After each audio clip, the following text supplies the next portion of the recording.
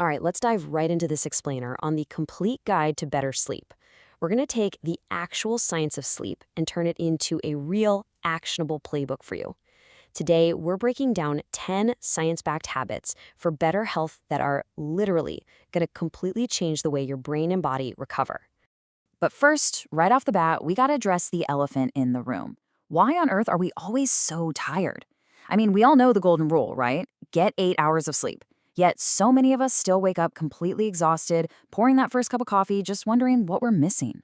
We desperately buy new memory foam pillows, we drop a fortune on new mattresses, but that lingering fatigue, it just won't quit. The truth is, good sleep isn't just about the sheer number of hours you spend in bed. It is highly, highly dependent on the behavioral cues you're giving your body throughout the entire day. So, to fix this, we're mapping out a 24-hour chronological arc. We'll look at the science of sleep, then hit the morning to set your clock, daytime to protect your energy, the evening wind down, the ideal night environment, and finally, why consistency is key. Okay, part one, the science of sleep, understanding your body's biological rhythm. Look, you can't fix a machine if you don't know how its engine works, right? And for us, that engine is the circadian rhythm. This is your body's internal 24-hour clock that regulates the sleep-wake cycle based on environmental cues like light and temperature. Now notice the huge emphasis here on environmental cues. See, your master clock is actually blind. It relies entirely on you to feed it the right signals, like when to see light and when to experience cold. That's how it knows when to pump out wakeful hormones like cortisol or sleepy ones like melatonin. Learning how to properly set this clock is absolutely crucial. It's the foundational secret to better health. Moving to part two. Morning. Set your clock. We're looking at how the first 30 minutes define your night. Now, it kind of sounds counterintuitive, but your sleep timer actually starts the exact second you wake up. The standard groggy habit, waking up and immediately scrolling on a phone in a dark room. That just feeds your brain weak, confusing light. But the science-backed habit is waking up and immediately getting natural sunlight exposure outside. This radical contrast completely resets your biological clock. It tells your brain with absolute certainty, hey, the day has officially begun. So let's lock in our first two science-backed habits. Habit one, seek out natural light immediately upon waking. Even if it's super cloudy out, the lux energy from the sun is infinitely more powerful than your indoor lighting. And habit two, deliberately delay your first intake of caffeine by about 90 to 120 minutes. I know, it sounds like pure torture, but when you wake up, your body is clearing out adenosine. That's a sleepy chemical. If you chug coffee immediately, you just temporarily block it, basically guaranteeing a massive, miserable crash by 2 p.m. So delay the coffee, let your body wake up naturally, and you'll protect your energy for sure.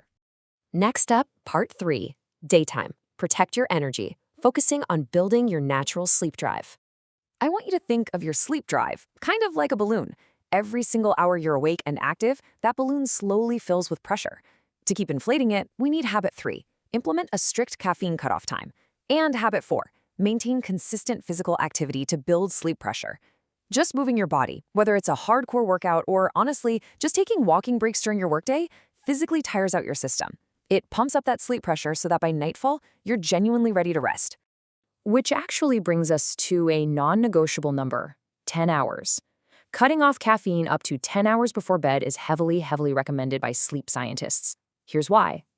Caffeine has a quarter life of about 10 to 12 hours for most people. So if you grab a latte at 2 p.m., a quarter of that stimulant is still actively blocking your brain's sleep receptors at midnight. It's literally haunting your chances of rest. By enforcing a 10-hour buffer, you ensure the stimulant is fully cleared out, which allows your brain to actually feel all that sleep pressure you've been building up all day. All right, part four, evening. The wind down, preparing the brain and body for rest. You wouldn't expect a car going 100 miles per hour to stop on a dime, right? Well, your brain is the exact same way. To hit the brakes smoothly, we use habits 5, 6, and 7 to create a routine you can replicate tonight. Habit 5 is manage and reduce blue light exposure. You don't want to trick your brain into thinking the sun is still up. Habit 6, optimize meal timing to avoid heavy digestion. You want to finish eating large meals at least 2 to 3 hours before bed so your body isn't working overtime digesting while you're trying to sleep. And habit 7, practice a psychological wind-down routine. Read a book, do some light stretching, just consciously begin relaxing your mind and shifting your nervous system out of that daytime fight-or-flight mode. This brings us to part 5, night, the ideal environment and designing your space for deep sleep. Your bedroom is basically the ultimate gatekeeper to deep sleep. Habits 8 and 9 require you to play architect with your environment. Habit 8 is lower the room temperature drastically, and habit 9, eliminate all disruptive ambient noise. You really must curate your space. Create an absolute sensory deprivation bubble. Use earplugs or a white noise machine so that unpredictable sounds, like a barking dog or passing traffic, don't suddenly spike your adrenaline and rip you right out of deep rest. And going back to temperature, this is fascinating. Dropping your core body temperature signals to the brain that it is time to initiate and sustain deep sleep. That's just basic biology. A cold room, usually around 65 degrees Fahrenheit or 18 degrees Celsius, facilitates that natural drop in core body temperature your biology actually requires to hibernate properly. If you're trapped in a warm room, your body fights to shed heat, which just leaves you tossing, turning, and sweating in fragmented sleep. Finally, part 6. Consistency is the key, tying the 24-hour arc together. So, our 10th and final habit is all about pure consistency. Habit 10, maintain a consistent sleep and wake schedule every single day. Yes, even on the weekends. Going to bed and waking up at the exact same times every day directly locks in your internal clock. When your brain knows exactly when sleep is coming, it optimizes hormone release perfectly. That means a drastically better mood, sharpened focus, and long-term health. You're basically stopping yourself from giving your body jet lag without ever leaving your time zone. Okay, you now have a complete science-backed playbook of 10 daily habits to optimize your energy and master your circadian rhythm. You understand the profound impact of morning light, the physics of sleep pressure, and why you absolutely need a cold, dark room.